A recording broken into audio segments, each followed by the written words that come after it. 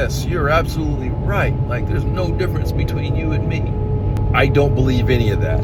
So I just saw a post, and it was probably a well-meaning post. Your typical motivational. The post said, basically, I'm not a fanboy or fangirl for anyone because we are all the same. We're all made of flesh and blood. There's no difference between me or you other than action and inaction, which on surface sounds like, yay, cool, yes, you're absolutely right. There's no difference between you and me.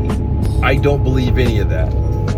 One of the keys to my success is I try to accept the truths. Try to accept the truths of the landscape that I'm playing in. Again, hear me out on this. Stay with me. Things are not the same for everyone. There are certain advantages and disadvantages that people may have in different landscapes. And I believe in order for you to be successful, you gotta understand the landscape. You gotta understand the rules of the game. Think I'm not right? I'll give you an example that maybe you can identify with. I played my first game of pickleball, and let me tell you something. I was the most athletic guy on the court, but I lost. The reason why I lost is I didn't know the rules. I didn't know the rules, but I've since learned the rules. And because of learning the rules, I know that I have some advantage on that court. I'm tall, I'm athletic, and I'm long, which means that I can play up close to the net more easily than someone that is shorter and less agile. Someone that's shorter and less agile can't play that close to the net. If they want to compete, if they want to win at pickleball, they're going to have to get back off the net where it doesn't require you to be as fast twitch. Is that fair? It's just truth.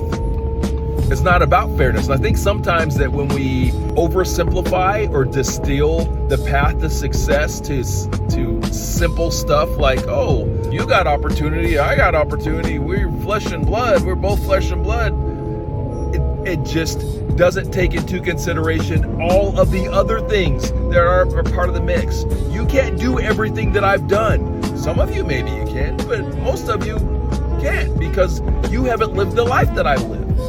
You weren't working in your parents' shop when you were 7 years old. You weren't taking the bus when you were 6 years old from your elementary school to your parents' business. You weren't doing inventory at 8 years old. You weren't knocking on doors at 7 years old. You weren't doing public speaking at 9 years old. Does that mean that you can't do some of the things that I've done and will do? No, you can, but our paths are different. Our journeys are different.